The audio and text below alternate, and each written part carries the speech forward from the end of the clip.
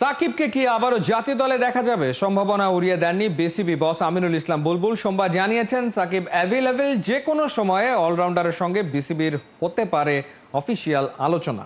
লঙ্কায় দ্বিতীয় টি-20 জেতায় বেশ খুশি বুলবুল। সাইফুল রূপকের রিপোর্ট। ভালো, হ্যাঁ, অনেকদিন পর আসলাম। আবারও গায়ে যদি ওঠে লাল সবুজ জার্সি, সাকিবের অনুভূতিটাও হতে পারে এমনই। গেল বছর কানপুরের প্রেস কনফারেন্স, সেই টেস্টটাই হয়ে আছে সাকিবের এখন পর্যন্ত শেষ ম্যাচ। তখনও টের পাননি 7 মাসের রাজনীতি তার আন্তর্জাতিক ক্রিকেট ক্যারিয়ারটাই থমকে দেবে।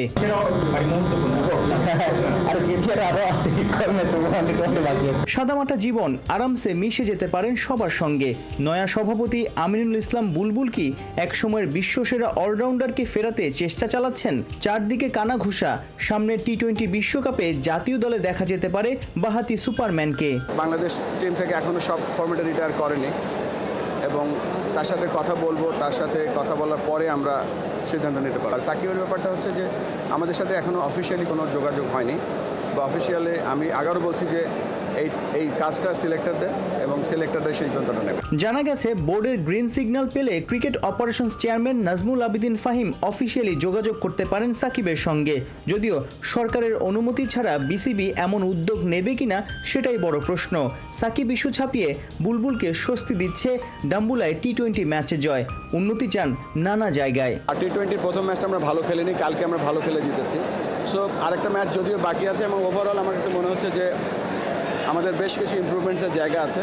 তারপরেও আমি বলবো যে আমাদের টিম ভালো খেলছে এবং আশা করি এই সিরিজটা আমরা নেক্সট ম্যাচটা ভালো খেললে সিরিজ জিততেও পারি। কীভাবে খেলে টেকনিক, কীভাবে সিচুয়েশনটা হ্যান্ডেল করছে ট্যাকটিক্স, কীভাবে তার যে প্র্যাকটিস বা মানসিক আর ফিজিক্যাল, আপনি যদি চারটা দিক দেখেন বাংলাদেশ টিমের এই মুহূর্তে, আমার মনে হয় স্কিল এবং মেন্টাল আমাদের ডেভেলপ করার জায়গা আছে অনেক।